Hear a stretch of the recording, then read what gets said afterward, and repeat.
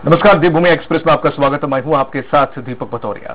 देहरादून से खबर है, जहां पर दून विश्वविद्यालय में डॉक्टर अंबेडकर चेयर की स्थापना की गई। कार्यक्रम में मुख्यमंत्री पुष्कर सिंह धामी और राज्यपाल बेबी रानी मौर्य ने मुख्य अतिथि के रूप में शिरकत की और इसके जरिए बाबा साहब के सिद्धांतों, आदर्शों और जीवन दर्शन के शोध कार्य संचालित किए जाएंगे, जिससे राज्य के अनुसूचित जातियों, महिलाओं, अनुसूचित जनजातियों, आदिवासियों के साथ ही समाज के अन्य वंचित वर्गों के आर्थिक, राजनीतिक और सामाजिक सशक्तिकरण को संभव किया जा सकेगा। वहीं राज्यपाल बेबी रानी मौर्य ने डॉक्टर अंबेडकर चेयर की स्थापना को ऐतिहासिक बताया और मुख्यमंत्री धामी ने कहा कि इसके माध्यम से वंचित वर्गों को काफी लाभ होगा।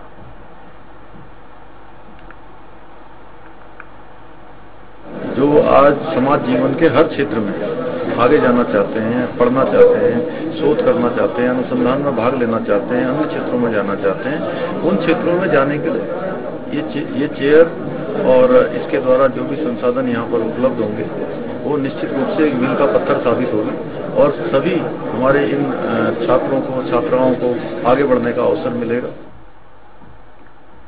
उत्तराखंड सरकार ने चारधाम यात्रा खोलने के लिए हाईकोर्ट में अर्जी दाखिल कर दी है। मुख्यमंत्री पुष्कर सिंह धामी ने कहा है कि कोरोना की तीसरी लहर को देखते हुए सरकार ने चारों धामों में पूरी व्यवस्था की हुई है और इसी को देखते हुए हाईकोर्ट में अर्जी दाखिल की गई है। बता दें कि हाईकोर्ट ने उत्तराखंड सरकार के द्वारा चारधाम यात्रा खोले जाने को लेकर सरकार से कई सवाल पूछे थे, साथ ही तीसरी लहर की तैयारियों को लेकर भी जवाब मांगा था।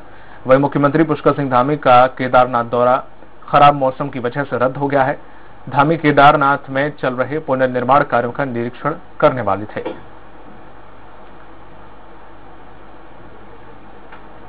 माननीय न्यायालय में अपनी अर्जी दे रखी है और हमारा ये प्रयास है कि जो कोरोना के प्रोटोकॉल हैं उनका पालन करते हुए चारधाम यात्रा शुरू होगी।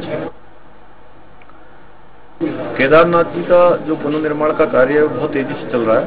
उसकी लगभग 4 बार मैं स्वयं समीक्षा कर चुका हूँ जब से मैंने ये दायित्व संभाला है और मैं स्वयं भौतिक रूप से भी वहां पर जाकर इसको देखना चाहता था, लेकिन वहां पर अभी मौसम के कारण से संभव नहीं हो पा रहा है। आज भी मैं गया था, केदारनाथ के पास पहुंचकर वहां से हम वापस आए हैं। लेकिन इसके साथ साथ केदारनाथ का काम तो हम कर ही रहे हैं, उसका जल्दी चूंकि लोकार्पण और शिलान्यास के कुछ कार्यक्रम होने हैं वो हम फाइनल कर रहे हैं, अंतिम स्टेज पर हैं और इसके साथ साथ हम बद्रीनाथ का भी मास्टर प्लान बना रहे हैं। हरिद्वार में महिला और बाल विकास विभाग ने कई योजनाएं चलाई हैं, जिसके तहत मंत्री रेखा आर्य ने हरिद्वार पहुंचकर महिलाओं को महालक्ष्मी किट का वितरण किया। किट में बच्चों के पालन पोषण के लिए उपयोगी चीजें शामिल हैं और इस दौरान रेखा आर्य ने कहा है कि सामान पाकर सभी महिलाएं खुश हैं। प्रदेश में लैंगिक असमानता दूर करने के लिए विभाग की ओर से लगातार प्रयास किए जा रहे हैं। हम बहुत भाग्यशाली है कि जिससे हमें सौभाग्य मिला, हम यहाँ पर आए। इसमें ये लड़कियों के स्वास्थ्य के लिए ध्यान में रखते हुए किट दी जा रही है और लड़कियों के जन्म के उत्सव में लड़कियों और लड़कियों में भेदभाव ना हो, इसलिए ये किट उत्सव मनाया जा रहा है। हाँ, तो में बताया गया है कि मतलब मुख्यमंत्री परियोजना जो है इसके तहत माँ को और बच्चों के लिए एक मुख्यमंत्री महालक्ष्मी परियोजना किट उपलब्ध कराई जा रही है। इसमें बच्चे के लिए, उसकी माँ के लिए बहुत सारी सुविधाएं उपलब्ध है। बस इसके अंदर एक किट वितरित की जा रही है महिलाओं को प्रसव के उपरांत, जिनकी पहली कन्या शिशु है अथवा दूसरी कन्या शिशु है और जो दंपति जो है वो सरकारी नौकरी में नहीं है, जो अर्ध सरकारी में या प्राइवेट में या उपनल में कार्य करते हैं, तो उनके लिए ये योजना चलाई गई है। देखिए, मुख्यमंत्री महालक्ष्मी किट योजना में अपने आप में इतना करंट है कि महिलाएं इसे प्राप्त करते हुए अपने आप पे गौरवान्वित महसूस कर रही है, अपने आप पे उनके अंदर एक खुशी है और वो सरकार को धन्यवाद कर रही है कि क्योंकि प्रसव के उपरांत में उसको जिस चीज की जरूरत पड़ती है वो चीजें उस समय उनके परिजन जो है भागते भूगते लेकर आते हैं, लेकिन सरकार ने उनके लिए तत्काल उसी समय जो है महालक्ष्मी किट की व्यवस्था करके दे दी है। वक्त छोड़ ब्रेक का, जल्द होंगे हाजिर।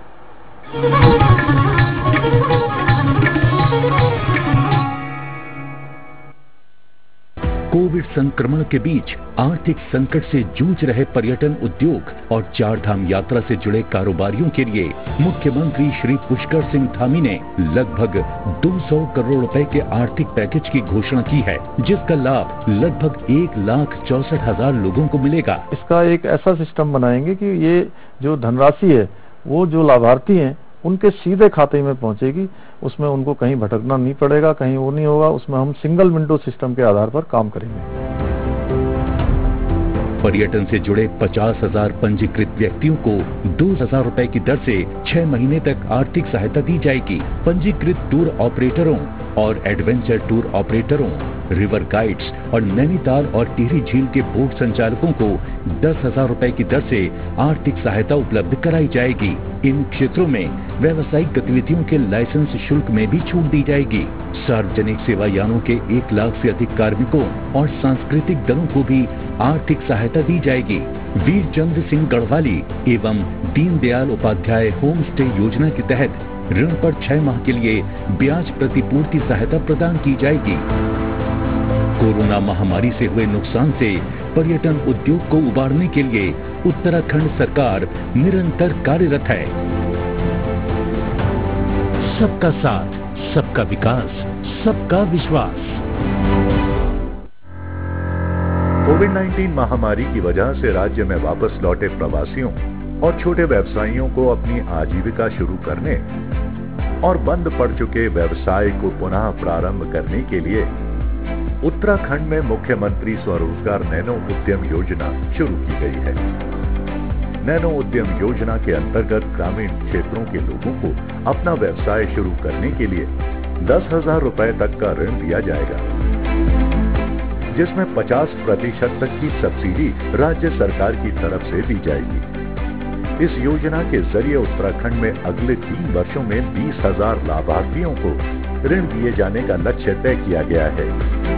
इस योजना से उत्तराखंड में स्वरोजगार के लिए छोटे छोटे व्यवसाय और उद्यमों की स्थापना को बढ़ावा दिया जा रहा है। मुख्यमंत्री स्वरोजगार योजना नैनो उद्यम के अंतर्गत अत्यंत छोटे स्तर के व्यवसाय जैसे सब्जी व फल विक्रेता, फास्ट फूड स्टॉल, दर्जीगिरी, plumber, electrician, salon, mobile repairing, सिलाई बुनाई, book binding, screen printing, paper match craft, धूप अगरबत्ती निर्माण, झाड़ू निर्माण, कैंडल निर्माण, कारपेंट्री, लोहागिरी, लॉन्ड्री, चिकन और मीट शॉप, छोटी bakery, car washing, mushroom farming आदि शामिल किए गए हैं। योजना के सफल क्रियान्वयन और व्यवसाय को स्थापित करने के लिए उत्तराखंड सरकार लाभान्वितों को ट्रेनिंग, मेंटरिंग और नेटवर्किंग सर्विसेज जैसी सुविधाएं भी मुहैया करवा रही है। छोटे व्यवसायों से सृजन हो रहा रोजगार, आत्मनिर्भर भारत का सपना हो रहा साकार।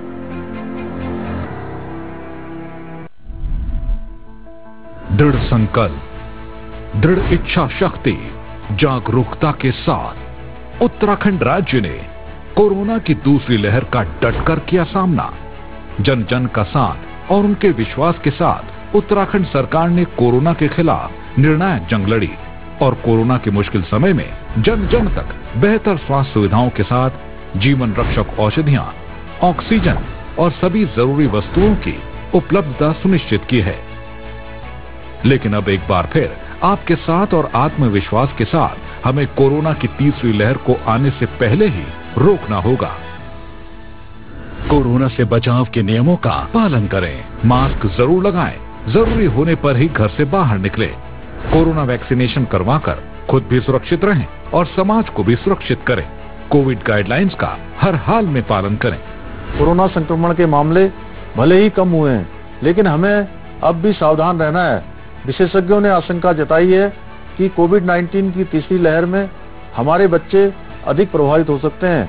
उत्तराखंड सरकार द्वारा बच्चों के स्वास्थ्य एवं पोषण हेतु आवश्यक कदम उठाए जा रहे हैं।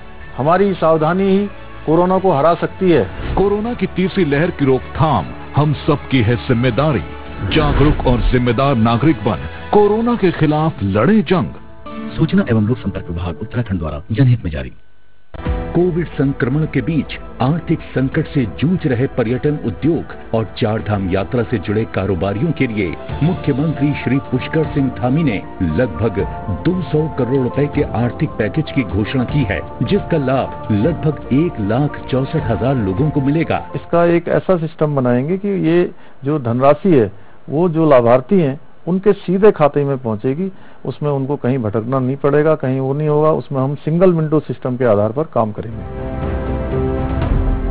पर्यटन से जुड़े 50,000 पंजीकृत व्यक्तियों को 2,000 रुपए की दर से 6 महीने तक आर्थिक सहायता दी जाएगी। पंजीकृत टूर ऑपरेटरों और एडवेंचर टूर ऑपरेटरों, रिवर गाइड्स और नैनीताल और टिहरी झील के बोट संचालकों को 10,000 रुपए की दर से आर्थिक सहायता उपलब्ध कराई जाएगी। इन क्षेत्रों में व्यावसायिक गतिविधियों के लाइसेंस शुल्क में भी छूट दी जाएगी। सार्वजनिक सेवा यानों के 1 लाख से अधिक कार्मिकों और सांस्कृतिक दलों को भी आर्थिक सहायता दी जाएगी। वीर चंद्र सिंह गढ़वाली एवं दीनदयाल उपाध्याय होम स्टे योजना के तहत ऋण पर 6 माह के लिए ब्याज प्रतिपूर्ति सहायता प्रदान की जाएगी। कोरोना महामारी से हुए नुकसान से पर्यटन उद्योग को उबारने के लिए उत्तराखंड सरकार निरंतर कार्यरत है। सबका साथ, सबका विकास, सबका विश्वास।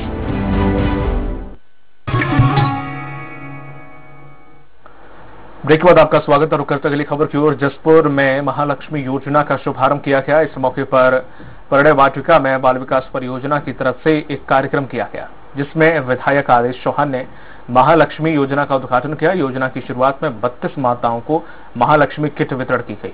कार्यक्रम में आंगनबाड़ी कार्यकर्तियों ने बढ़ चढ़कर हिस्सा लिया। विधायक आदेश चौहान ने बताया कि योजना के तहत पहली 2 बेटियां होने के बाद इस योजना का लाभ मिल सकेगा। जो महिला पहले से ही सरकारी लाभ ले रही है, उन्हें इस योजना का लाभ नहीं मिल पाएगा। एक महालक्ष्मी योजना चलाई गई, जो पहली 2 बेटी होने पर उनको ये किट दी जाएगी। उसमें बच्चियों के लिए और माता के लिए, क्योंकि तौलिया, साबुन, पाउडर और ब्लैंकेट, मतलब 3 चीजें उसमें ऐसी हैं जो जरूरत की नहीं वो दी गई। और 32 लाभार्थियों को आज दिया गया। और उसमें यह है कि जिनको कोई सरकारी लाभ नहीं मिल रहा, उन माताओं को मिलेगा। उत्तराखंड सरकार ने कोरोना संक्रमण की तीसरी लहर की आशंका के बीच कक्षा 6वीं से 12वीं तक के बच्चों के लिए स्कूल खोलने का निर्णय लिया है। वहीं संक्रमण से बचाव के लिए अभी बच्चों का कोविड टीकाकरण भी शुरू नहीं हुआ है, जिससे बच्चों में संक्रमण फैलने की आशंका से इनकार नहीं किया जा सकता। कांग्रेस अध्यक्ष गणेश गोदयाल ने कहा है कि सरकार को स्कूल खोलने चाहिए, लेकिन ये भी सुनिश्चित करना चाहिए कि स्कूलों में बच्चों को सुरक्षा के क्या इंतजाम है वहां। और वहीं पेरेंट्स एसोसिएशन ने सरकार के इस फैसले का पूरी तरह से विरोध किया है।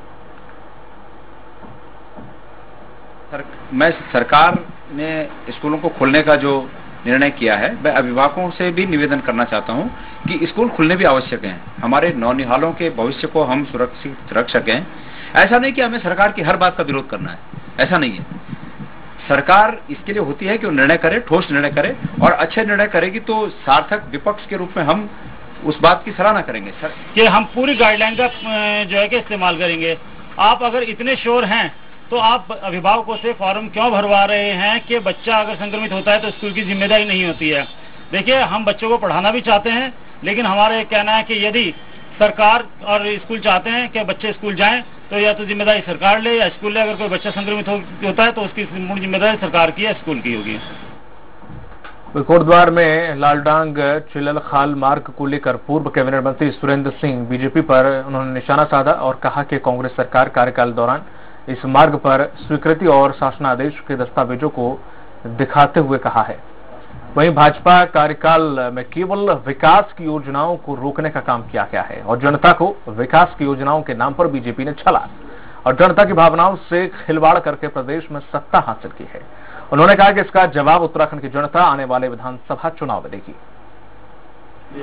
ये दुर्भाग्य है और ये मजाक है, मैं समझता हूं कि उत्तराखंड की जनता के साथ कि हमारी एक लाइफ लाइन जो अपने हेडक्वार्टर, जो स्टेट हेडक्वार्टर और हाईकोर्ट के बीच में बनने वाली थी, उसी पर रोड़ा पे रोड़ा अटकाने का काम इन्होंने किया है। मैं चाहता हूं कि लालढांग चिल्लरखाल मोटर मार्ग पर जल्दी से जल्दी यातायात शुरू करने के लिए इस मोटर मार्ग को बनाया जाए, एलिवेटेड मोटर मार्ग को बनाया जाए, जो ब्रिजेज, जो पुल इसमें आ रहे हैं उनको बनाया जाए ताकि लोगों को यातायात सुलभ हो सके।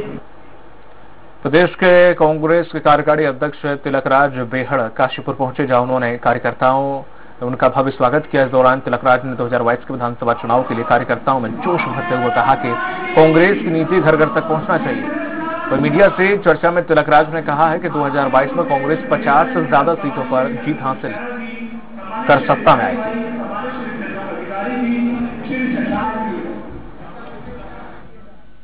जगह जगह पहले जसपुर में स्वागत हुआ, आज यहाँ हो रहा है। स्वागत ही नहीं, हम तो कार्यकर्ताओं के अंदर ऊर्जा भरने के लिए आए हैं कि सब डट जाओ। 2000 मिशन 22 जो है वो कांग्रेस का होना चाहिए, सरकार कांग्रेस की बननी चाहिए। इसी मिशन के हिसाब से हम लोग उतरे हैं मैदान में। पिथौरागढ़ जिले के हड़खोला में मुख्यमंत्री पुष्कर सिंह धामी के पैतृक गांव में प्रशासन ने सरकार और जनता के द्वार कार्यक्रम आयोजित किया और कार्यक्रम में हड़खोला गांव की कई समस्याओं को मौके पर ही उनका निदान किया गया। SDM K. N.. गोस्वामी के निर्देश पर मुख्यमंत्री धामी के पैतृक गांव में शिविर लगाया गया।